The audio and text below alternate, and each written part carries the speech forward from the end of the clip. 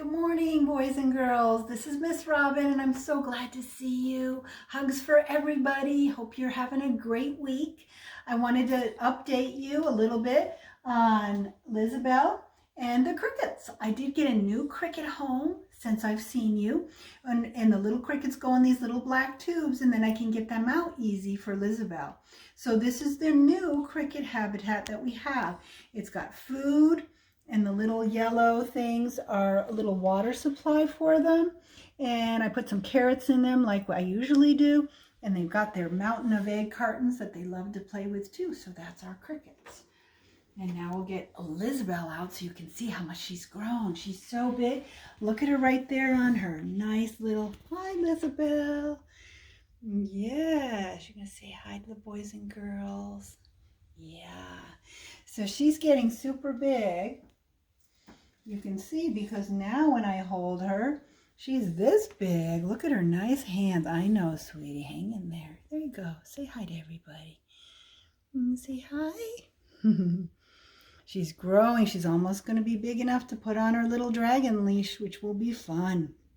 I'm going to put her back, and then I'm going to tell you that there you go, sweetie. We are going to be going on a lake adventure. So I'm going to show you my lake adventure and all the things I found when I was at the lake, one of my favorite places to go. Okay, so enjoy.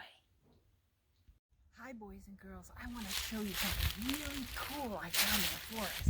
Look at this tree. Look at all these little woodpecker holes everywhere. So that's a clue. This is a type of woodpecker. But look how big the holes are. And if we go up the tree, we can see and the biggest one's at the top. So this was a really big woodpecker. We're hoping this might be the most rare of all, the ivory-billed woodpecker, which can get up to 20 inches long. They have a huge bill, and look at the size of the shavings that it did. This is a big bird that did this. These are big shavings from its home. So if it is the ivory-billed woodpecker and not the pileated one, then deep in here is where the mother is going to lay her white eggs in here where it's safe. And then these little holes show us that this dead tree has a lot of insects to feed these woodpeckers. And that's what they need to eat. The insects go in between the bark and the heartwood of the tree, and that's why the woodpeckers have to peck them out like that. So this is really cool, and I'm hoping as we explore the forest we might see some signs of what did this, because this is a really big woodpecker. So it's sort of an exciting discovery. Let's see what else we can find. All right, boys and girls, sometimes when you look down at the forest floor, you might find some cool things like this egg. Now you can see from my finger, this is a big egg. So my guess is this a pheasant or a grouse, because they lay their eggs on the ground near the leaves. See how it blends in? And the mommy's probably somewhere because they don't usually lay just one egg. So hopefully she's just hiding and we might have scared her. So we're going to let it alone. But look at that cool egg.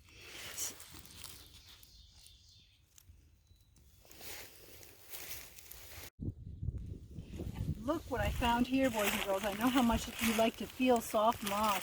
This moss, though, is the biggest moss I've ever seen. It's huge. Look at each little tendril. It's so long. It's really beautiful. I just had to show it to you because usually moss is tiny like this kind of thing. And that's what we see when we go through our forest. But here at the lake, look, there's some big types of moss. They're still super soft. When you feel it's like touching a kitty's or doggy's fur. Very soft. And it's all over this little forest trail that I'm on.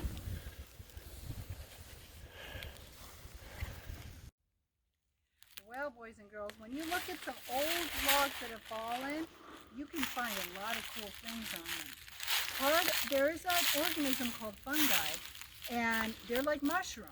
And they grow in many different shapes and sizes. So I'm going to show you some really cool ones.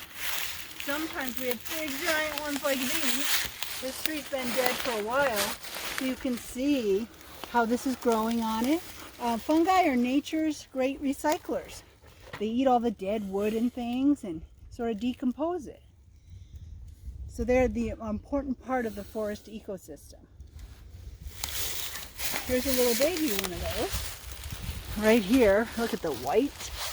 This you can see some yellow on. Here's another little one growing.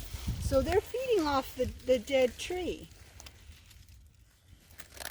There's a white one over here.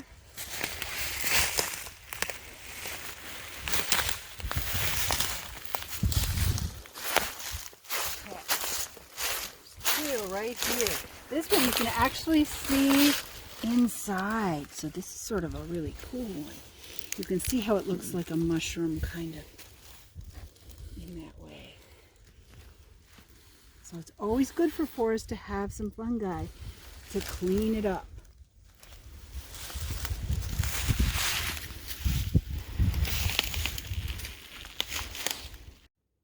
Hi boys and girls. I'm at one of my favorite places to explore, and look what I came upon. Can you guess what animal does this? Look at all the sticks, how they're gnawed off into a big pile.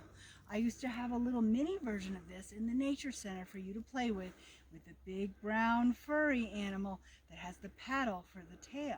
Do you remember what that's called? That's right, a beaver. So this is a beaver dam.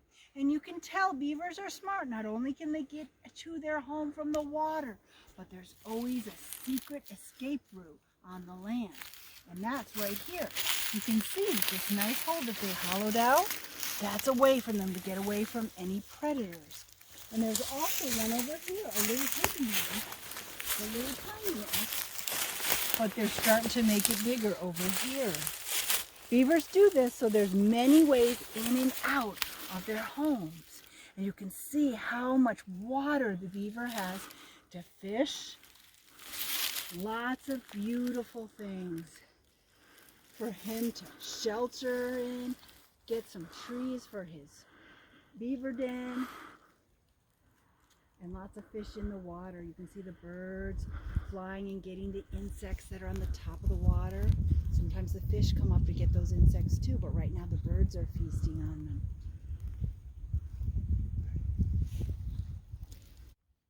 Well, I didn't find the woodpecker yet, but I did find a mama goose on her nest and something else I'm going to show you. So come on over. Let's go look. Be really quiet. And I've been watching this mama goose on her nest.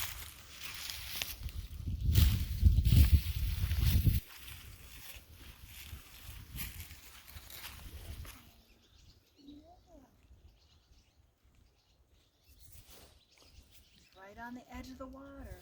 So her babies will be able to get right into the water when they hatch out, which should be soon. Now we're going to go over here. And we're going to look at something else cool. This is what a beaver makes. And the beaver has many entrances to his home. This is a big one, so he can sneak under and out, back and forth in here. Now also, there's this little tiny hidden place, so if you really needed to get out of there, here's another entrance and exit to his home. Here's the start of his big beaver den.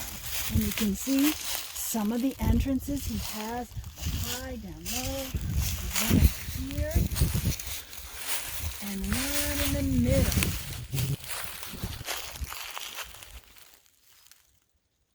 We've seen the beaver a couple times, but it's hard to catch him when he's out.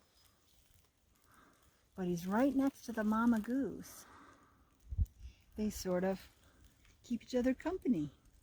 The father goose is out at the main point. He protects the mama. We have seen him around too. Let's see if there's any fish in here.